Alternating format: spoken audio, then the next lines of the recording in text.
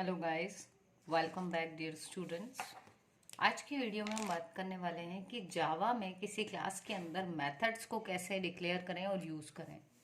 So methods in a class. तो सबसे पहले मैं आपको ये बता दूं कि मेथड नाम सुन के हमें थोड़ा सा लगता है कि पता नहीं क्या नेक्स्ट लेवल आ गया है जावा का। तो ये आपको बता दूं कि मेथड का मतलब होता है फंक्शन। जो सिंपल हम सी या सी प्लस प्लस में फंक्शन बनाते थे, वही फंक्शंस को यहाँ पर मेथड कहते हैं। अच्छा, इसके साथ में ही मैं आपसे एक बात और कहना चाहूँगी। यदि आपने चैनल सब्सक्राइब नहीं किया है तो मेक श्योर गाइस कि आप ये चैनल ज़रूर सब्सक्राइब कर लें, क्योंकि इस पर हम आपका जो सिलेबस है ऑलमोस्ट पूरा कंप्लीट करने वाले हैं एंड स्पेशली जो इम्पोर्टेंट टॉपिक्स होंगे उनको हम ज़रूर कंप्लीट करेंगे। तो चैनल आपके लिए काफ़ी यूज़फुल रहने वाला है। सो मेक श्योर कि आप इसे ज़रूर सब्सक्राइब करें और जो आपके अच्छे फ्रेंड्स हों आप उनके साथ भी ज़रूर शेयर करें।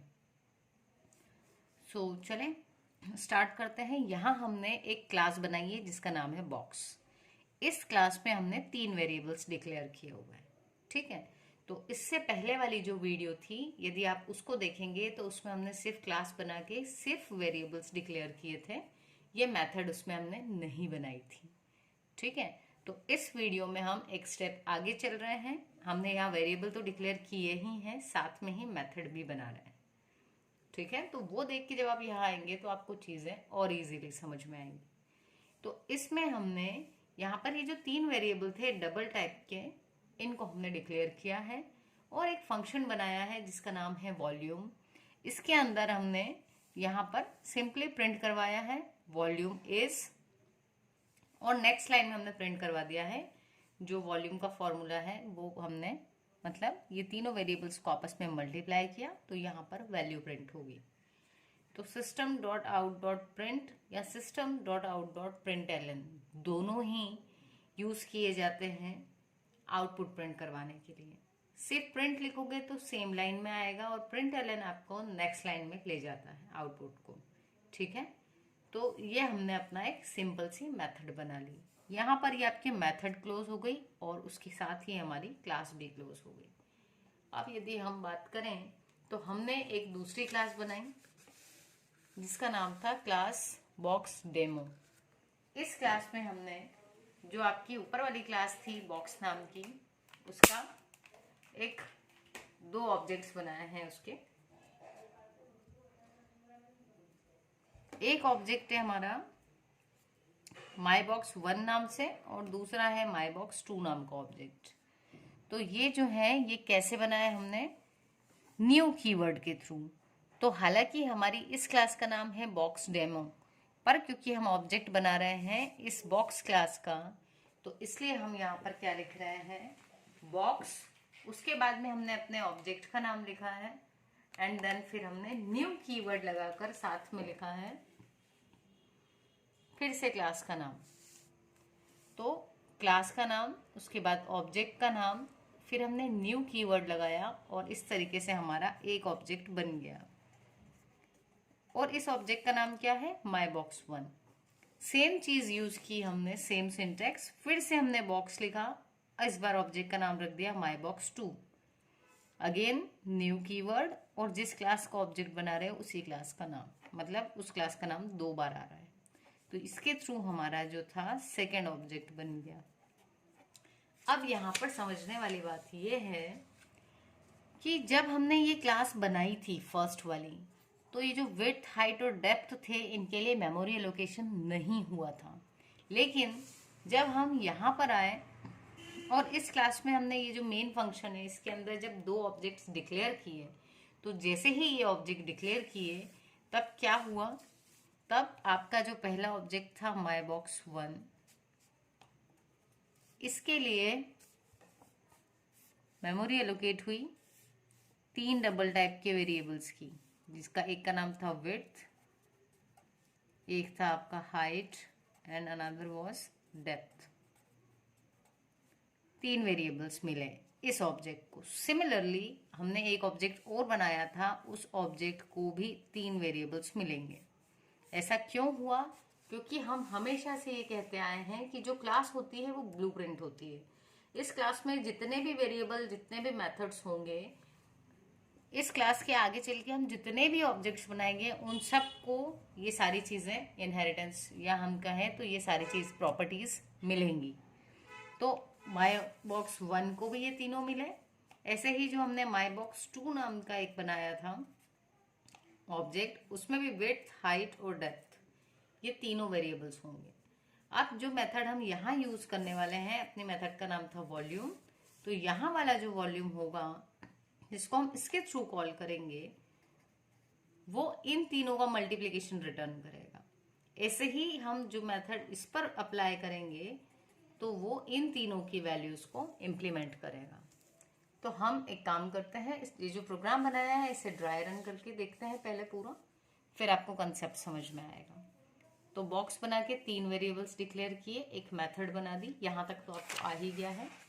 अब हम बात करते हैं, यहाँ हमने एक क्लास बनाई बॉक्स डेमो नाम की, और इस क्लास में हमने क्या किया है, इसमें हमने अपना मेन फंक्शन बना दिया है। मेन फंक्शन में आने के बाद हमने 2 ऑब्जेक्ट्स डिक्लेयर करे ऊपर वाली क्लास के, ताकि हम उसके वेरिएबल्स को और उसके मेथड को यूज कर पाए।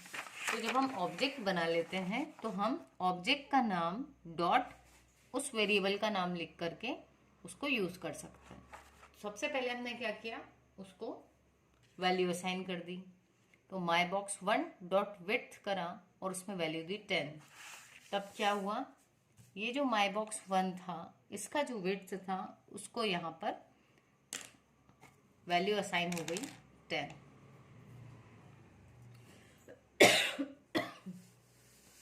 सॉरी। उसके बाद नेक्स्ट लाइन में जब हम आए तो यहाँ हमारा लिखा हुआ है, ये 10 असाइन होने के बाद हाइट में हमने 20 दिया। किसकी हाइट में, बॉक्स 1 वाले की। तो ये जो बॉक्स 1 था इसकी हाइट में हम लिख देंगे यहाँ पर 20। ऐसे ही माई बॉक्स 1 की डेप्थ में आया 15, तो हम यहाँ पर 15 लिख देंगे। इसके थ्रू इन तीनों में हमने वैल्यूज स्टोर करवा दी। अब हमने एक और लिया जो सेकेंड ऑब्जेक्ट था, इस ऑब्जेक्ट का नाम क्या था, माई बॉक्स 2। इसकी भी विड्थ थी, ये इसकी विड्थ है, हाइट है और डेप्थ।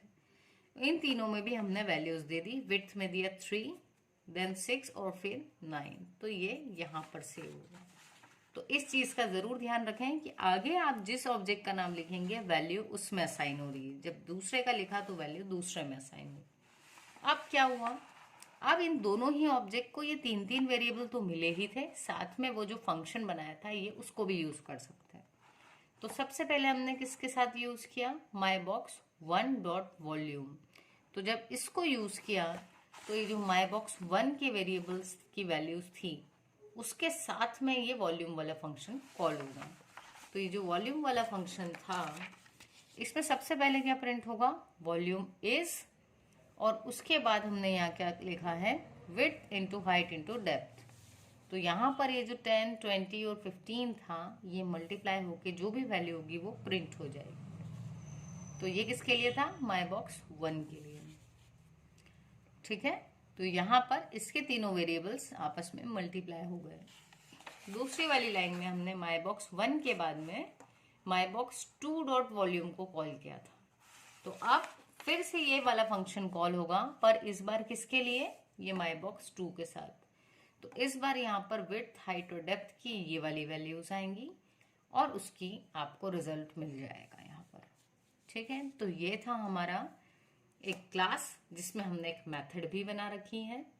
ठीक है, एक चीज और, जब हम किसी क्लास के अंदर ही उसके वेरिएबल्स को यूज कर रहे हैं तो आपको ऑब्जेक्ट डॉट और फिर वेरिएबल का नाम लिखने की जरूरत नहीं है। ये कब होती है, जब हम दूसरी क्लास में ऑब्जेक्ट को यूज कर रहे हैं, जैसा हम यहाँ कर रहे थे।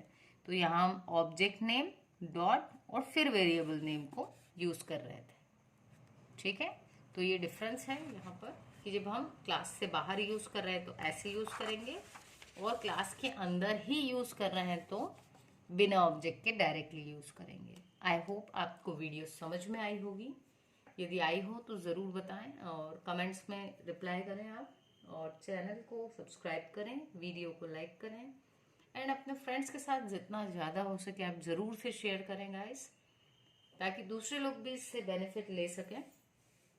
एंड मेक श्योर कि आपको अगर किसी पर्टिकुलर टॉपिक में डाउट है और हमने वो शेयर नहीं किया तो आप कमेंट में अपने सजेशंस भी दे सकते हैं कि हमें किस टॉपिक पर वीडियो बनानी चाहिए। Okay, thank you so much. मिलते हैं अपने नेक्स्ट वीडियो में।